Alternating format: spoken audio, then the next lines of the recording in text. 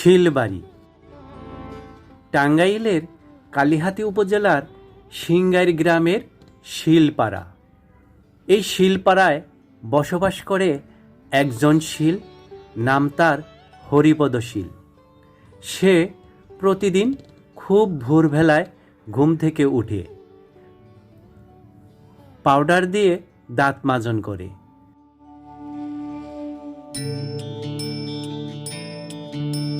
তারপর ভালোভাবে টিউবওয়েলের পানি দিয়ে হাত মুখ ধোয়। আর এদিকে তার বউ তার জন্য খাবার তৈরি করে। এরপর সে গোসল করে। গোসল করে মাথায় হাতে মুখে তেল মাখে। তারপর সে সকালের খাবার খায়।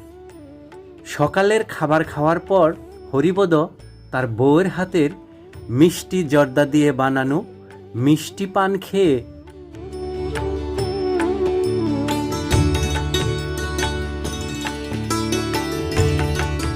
ভগবানের নামে প্রণাম করে কাজের উদ্দেশ্যে বের হয়ে যায়।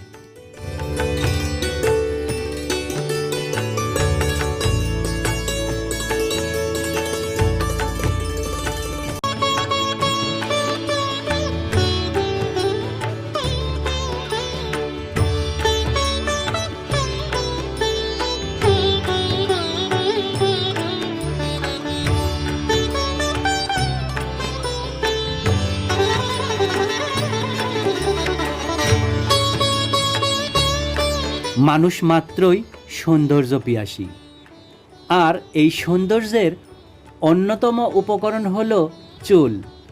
চুল নিয়ে মানুষের ভাবনার অন্ত নেই। চুল দাড়ি কাটাছাটা শেভ করা প্রতিদিনের প্রয়োজনীয় কাজের একটি অংশ। সে কারণেই কেশ বিন্যাসের কারিগর নাপিতের প্রয়োজনীয়তা।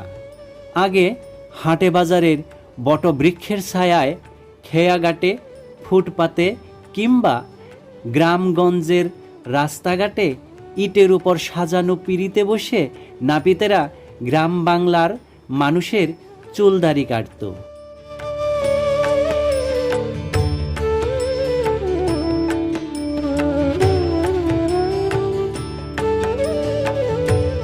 নরসুন্দররা বাংলাদেশের সর্বত্রই বিরাজমান। নরসুন্দরদের সামাজিক অবস্থানও মিশ্র ধরনের। বেশিরভাগ ক্ষেত্রেই নরসুন্দররা সম্প্রদায়ভুক্ত।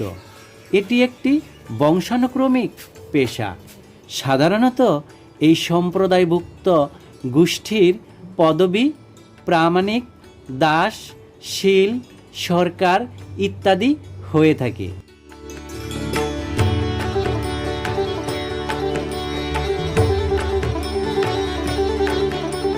আমি বাজারে কাজ করি, তুলে কাজ করি, বাইরে কাজ করি। এইভাবেই ছোটো সময় এইভাবে কাজ করতাম।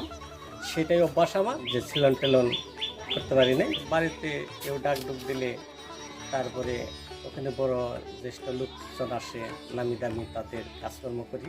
তারা আমাকে ভালো টাকা পয়সা খুব শিখায়।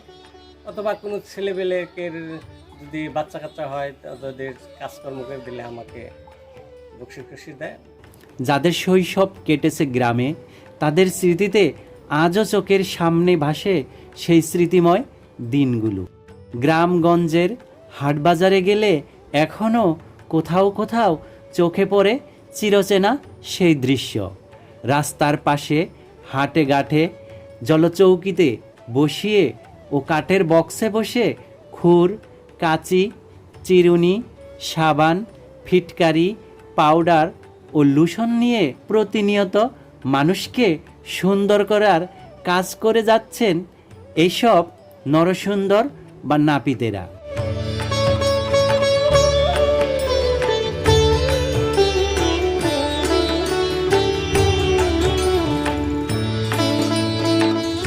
আধুনিক যুগের ছাটনি, বিভিন্ন ধরনের চুল কাটা আসছে।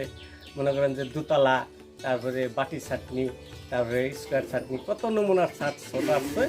এখন মনে করেন ওইভাবে কাজ করে আর কি সেলুনে কাজ করে। এখন মনে করেন ফুম শেপ আসছে, তারপরে রসুন দেয়, সেভলন ক্রিম বিভিন্ন জিনিস দিয়ে এখন বিভিন্নভাবে আর কি মনে করেন যে ব্যবহার করে এখন ছেলেরা কাজ করে।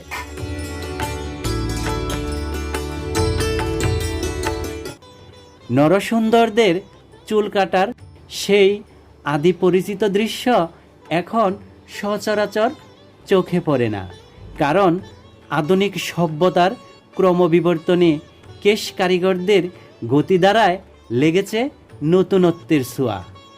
বর্তমানে চুল দাড়ি কাটার সরঞ্জাম ও যন্ত্রপাতিতেও পরিবর্তন হয়েছে। সেলুনে এখন আর শান দেওয়া খুর দেখাই যায় না, তার বদলে এসেছে ব্লেড লাগানো খুর, এসেছে শেভিং ক্রিম, লোশন, চুলের কলপ। আগে এগুলো ছিল কল্পনার অতীত। আমরা দুই ভাই, বাবাই লেখাপড়া করাইতে পারে নাই, আমরা লেখাপড়া করতে পারি নাই। এখন আমার দুইটা ছেলে, তারা লেখাপড়া করতেছে। এখন আমি আশা করি যে আমার ছেলেমেলে এই পেশা না করে তারা জানি সুশিক্ষিত হয়ে যে কোনো একটা কর্ম করে খেতে পারে।